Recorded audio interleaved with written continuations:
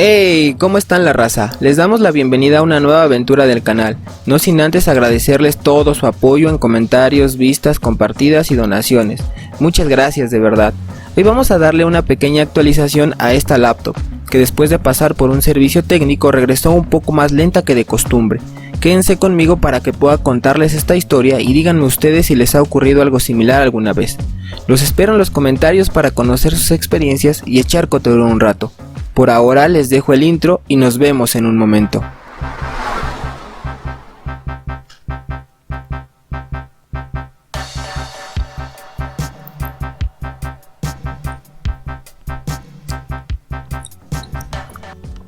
Y bueno, lo primero que hicimos luego de encender el PC fue meternos al administrador de tareas para verificar cómo andaba el uso de memoria RAM y procesador. Como podrán observar más adelante, el Windows 7 Ultimate con que fue cargada esta computadora usa de arranque cerca del 40% del procesador, que en este caso es un Celeron B820 de 2 núcleos a 1.7 GHz, además de casi 1.5 GB de memoria RAM. Pero eso no es lo curioso.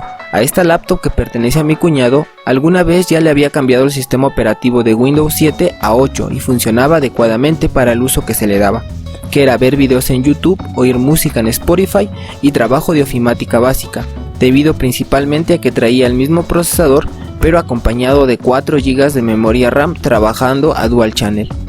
Me pareció rara la falta de memoria y le pregunté si él la había retirado o si en el servicio le habían dado alguna indicación sobre la misma, pero me dijo que no, ya que incluso nunca ha formateado la compu por su cuenta y menos la ha abierto, lo que me puso un poco intranquilo.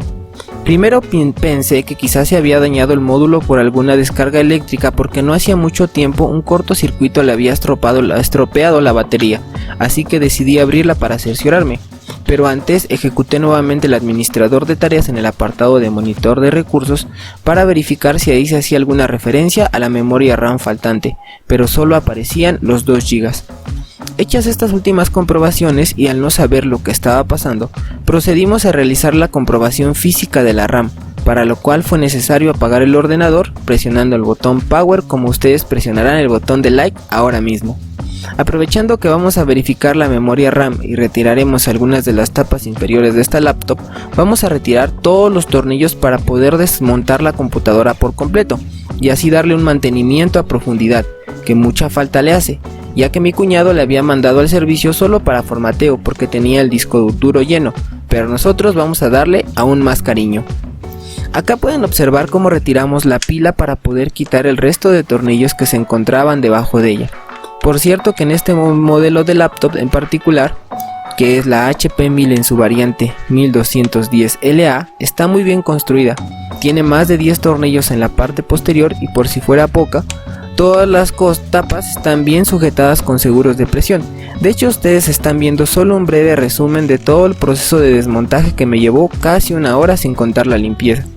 Tras retirar el disco duro y los tornillos que se encontraban debajo del mismo, además de algunos que se habían quedado pendientes en la zona donde se encuentra normalmente la batería, restaba hacer a un lado la tarjeta Wi-Fi y la lectora de discos.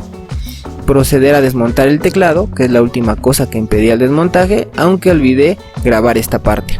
Luego de hecho al lado el teclado, separamos las dos tapas de la carcasa y comenzamos con la limpieza de la tarjeta madre con la ayuda de nuestras brochas del canal y un poco de alcohol en algunas zonas.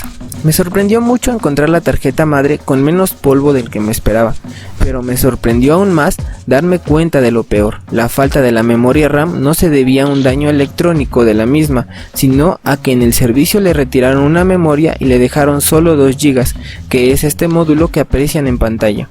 Por suerte y gracias a la primera donación del canal, les dejo el video de esta en la parte superior derecha por si no lo han visto, tenía algunos módulos de RAM extra y podía agregarle el módulo que faltaba, aunque finalmente me decidí por este de 4 GB que me llegó en la compra de la laptop rota de Marketplace. Este video también se los dejo en la parte superior. Continuando con la limpieza y para poder retirar la tarjeta madre de la parte inferior de la carcasa, aún era necesario retirar un par de tornillos y algunos otros elementos que obstruían la salida de la mother. Acto seguido, ya nos fue posible acceder a la parte inferior del PCB y a la cara interna de la carcasa inferior para ver sus estados y darles unos buenos brochazos. Nosotros la vamos a acomodar de la siguiente manera para no retirar el flex de la pantalla, que luego es un poco más complicado reconectar.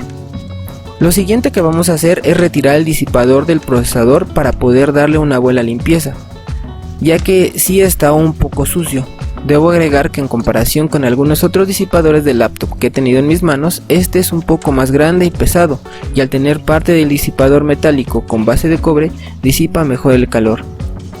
Ya que tenemos todo desmontado, aprovecharemos también para limpiar el procesador con un poco de alcohol y retirarlo, pues vamos a cambiarlo por uno un poco más potente que tenemos por casa gracias a la segunda donación que le hizo Dante al canal. Lo que yo suelo hacer para verificar las posibilidades de actualización es ir a mi navegador de confianza y colocar el modelo de procesador más la palabra upgrade, y me dirijo al primer resultado de la búsqueda, que suele direccionarme a la página de internet que les dejo en la descripción. Lo primero que hay que tener en cuenta para saber si la actualización de nuestro procesador es simplificada, es decir, saco un procesador y coloco uno nuevo sin necesidad de soldar y desoldar, es el tipo de socket. Existen tres grandes tipos de socket. Primero tenemos los LGA o Land Green Array, donde los pines sobresalen en el socket de la tarjeta madre, mientras el procesador tiene una superficie plana con los contactos que coinciden. Luego está PNG o Pin Green Array. En este caso los puntos de contacto están colocados en el socket, mientras que en el procesador sobresalen los pines de conexión. Y por último tenemos VGA o Ball Green Array, y en este caso el procesador va directamente sobre la tarjeta madre, a partir de unas pequeñas bolas de estaño, por lo que va soldado. Para poder actualizar nuestro procesador fácilmente, entonces tendríamos que tener un socket LGA o PGA. Verificando el socket con que es compatible en nuestro Celeron B820, se trata del G2 de Intel, que también es conocido como RPGA 988B, por lo que sí podríamos cambiarlo con relativa facilidad por algunos de la siguiente lista. Poniendo un caso contrario, tenemos el AMD E240 de nuestro video anterior, que como observamos se instala en el socket VGA 413, por lo que al ir soldado a la placa base es casi imposible de actualizar, que no imposible. Les dejo en la descripción un video donde se realiza el cambio de un procesador soldado, para que puedan observar la complejidad que conlleva ese proceso. La segunda consideración que debemos tener al actualizar un procesador, sobre todo de una laptop, es el consumo. Debemos elegir entre las opciones uno que esté a la par o casi a la par del que vamos a retirar, con un margen de hasta 5 watts, pues desde mi experiencia así evitamos tener problemas de inestabilidad y temperaturas en el sistema. En el caso de nuestro Celeron podríamos cambiarlo por alguno que tenga un consumo entre 35 y 40 watts.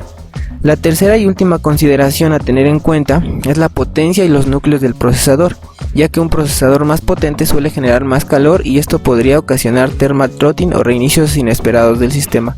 En este rubro lo que podemos hacer es optar por procesadores que a lo mucho doblen la cantidad de núcleos y la potencia del que vamos a retirar, u optar por mejorar la disipación. Yo optaría máximo por el Core i7 2620M, aunque les daría preferencia a los Core i5 de 2 núcleos y 4 hilos.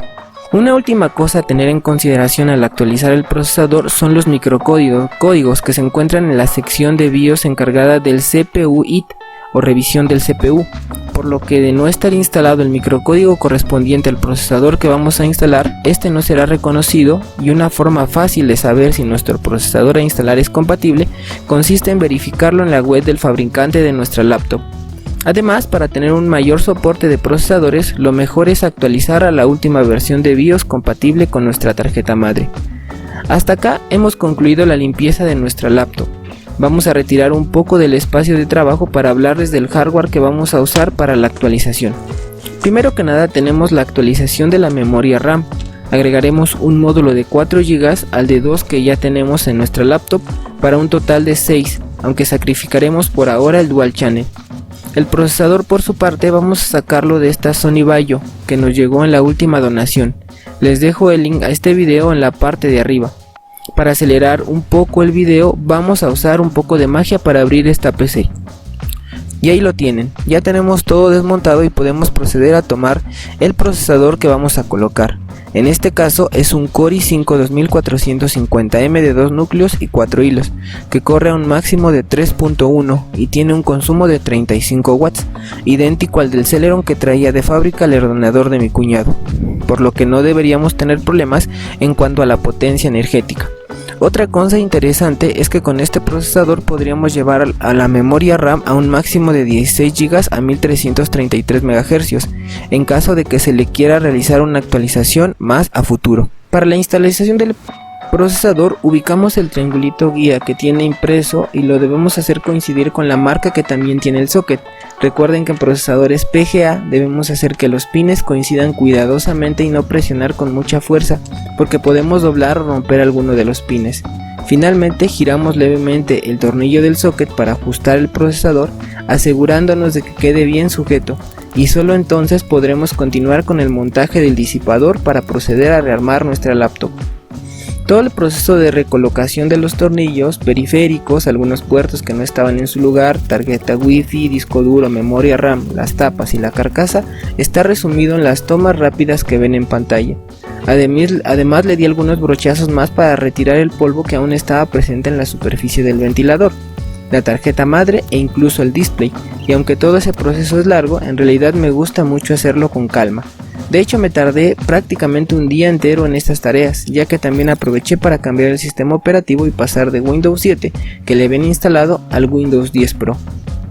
Pero primero lo primero, antes de cambiar nuestro sistema operativo, vamos a entrar al BIOS para verificar que nuestra computadora haya reconocido los cambios de hardware que hemos realizado, y como podemos observar, tanto los 6 GB de memoria RAM como nuestro Core i5 2450M ya nos aparecen, por lo que podemos continuar con el formateo.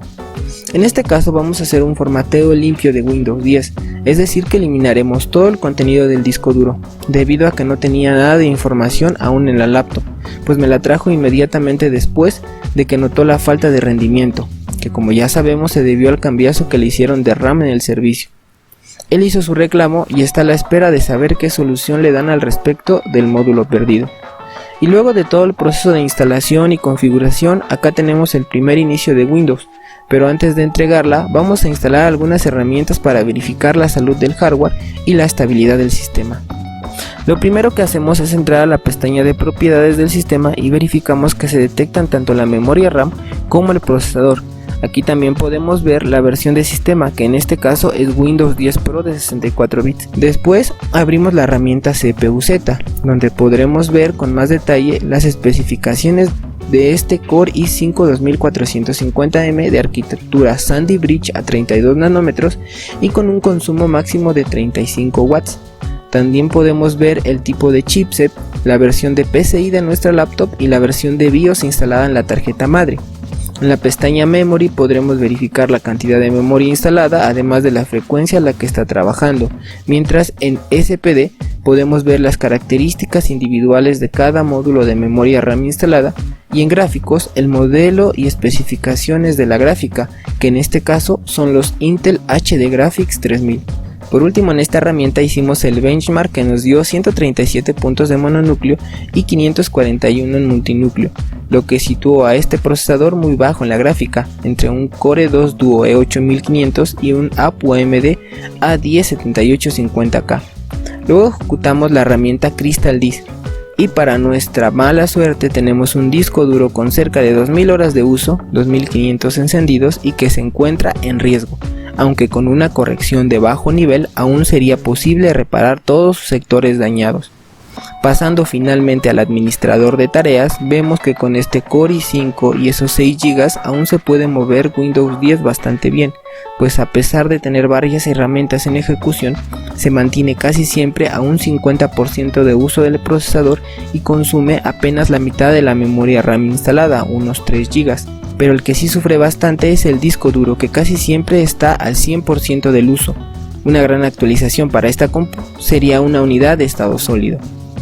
Honestamente, quisiera dedicarle un video más a esta laptop, viendo a detalle su funcionamiento en juegos, edición de imagen y video, además de test sintéticos, luego de esta actualización, pero desafortunadamente es una computadora de uso cotidiano, por lo que debo regresarla casi de inmediato. Aunque me quedo con la promesa de mi cuñado de una futura actualización a un procesador de tercera generación, 16 GB de RAM y una unidad de estado sólido. Ojalá y se concrete lo más pronto posible. De lo que sí tuve tiempo fue de hacer algunas pruebas en juegos de antaño que ya tengo a la mano, y debo decirles que para juegos poco exigentes como el FIFA 07, GTA San Andreas y Left 4 Dead 2, esta máquina me funcionó espectacular, como pueden apreciarlo en pantalla. Prácticamente los tres títulos estuvieron funcionando a más de 30 FPS o incluso cercanos a los 60, en una resolución de 720 o 768p y con gráficos altos y bajos en el caso de Left 4 Dead 2. Y en cuestión de temperaturas, estabilidad de sistema y rendimiento general no presentó prácticamente ningún fallo. Otra cosa que tuve la desfachatez de intentar fue correr Fortnite o Farlight 84, pero ambos juegos me echaron en cara la falta de DirectX 11 y no arrancaron. Quizá con un Core i5 o i7 de tercera podrían funcionar, pues estos procesadores ya tienen esa versión de DirectX, aunque por ahora tendremos que quedarnos con la duda. Y hasta aquí se queda la historia del día de hoy. Por cierto que no me he olvidado de la segunda parte del video del AMD E240, solo que estoy haciendo algunas investigaciones para poder hacer una prueba que me pidieron en un comentario, y decidí aplazarlo mientras preparo todas las condiciones. Por ahora me despido de ustedes, me disculpo por subir este video con un poco de retraso en los tiempos y los espero en el siguiente video de este canal. Hasta muy pronto y cuídense siempre. Nos vemos.